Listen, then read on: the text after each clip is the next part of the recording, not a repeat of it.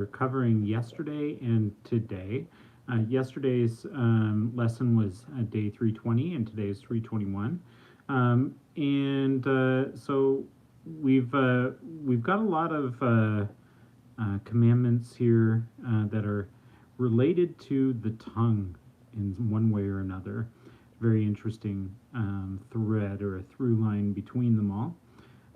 We'll start out with negative commandment 315, which comes from Exodus 22:27, which says, "You shall not curse the judge." So, very simple. Negative commandment is you shall not curse the judge, and that's in his presence, not in his presence, whatever. The judge, you're not permitted to curse. Negative commandment 281, listening to a single litigant is forbidden. So this comes from Exodus 23:1, which says, "You shall not raise a false report," etc. And so this prohibition includes the defendant may not present their case to the judge when not in the presence of their opponent. So that applies to both the judge and the litigant.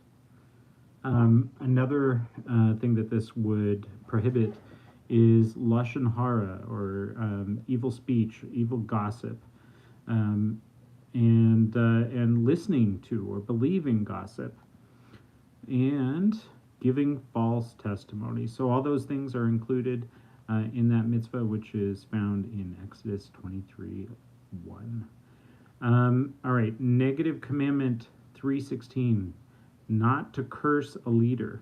So it says in Exodus 22:27, "Nor shall you curse the ruler of your people." So it's forbidden to curse a chief or a prince, I guess is the word, a nasi. So the term nasi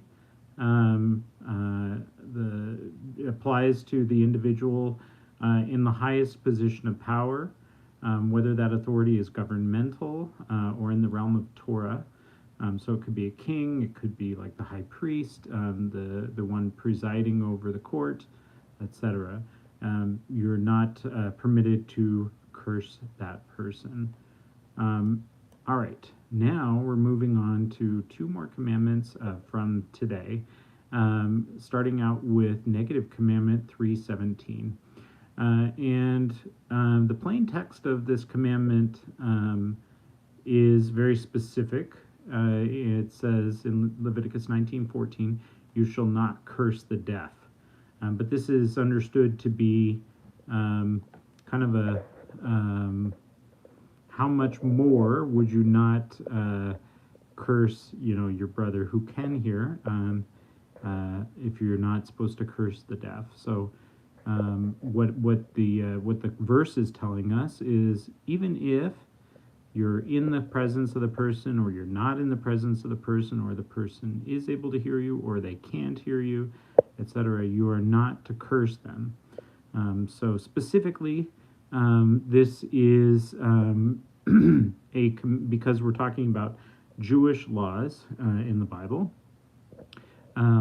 The command is between Jews and Jews in particular, but not a good idea to curse anybody. It's much better to be positive.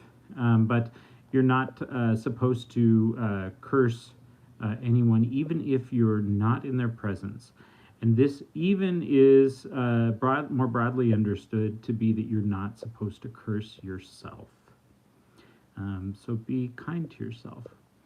And there's also the mitzvah that you're supposed to love your neighbor as yourself. And so you wouldn't want to have somebody cursing you even behind your back. So we shouldn't be cursing them. And this doesn't just have the person who's being cursed in mind. They're good in mind. It's also for you, because you're not supposed to harbor hatred or a grudge in your heart.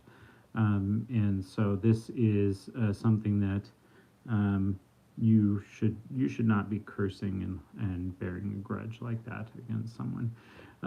Positive commandment 178 is the command to give evidence. So it says in Leviticus 5:1, and he is a witness whether he has seen it or known of it. So we're commanded to testify before judges in a Torah court regarding matters that we're aware of, even if we didn't actually see it and we heard about it. So if you have evidence for or against the litigants, you must present it. And you're potentially, going to save someone from a bad situation. So one who refrains from giving evidence is guilty of a grave sin. All right. So with God's help, we'll be back tomorrow with only one commandment. So that should go quickly, assuming we are able to squeeze that in before Shabbat. All right, thank you so much for joining me. Have a great night. Be blessed. Bye-bye.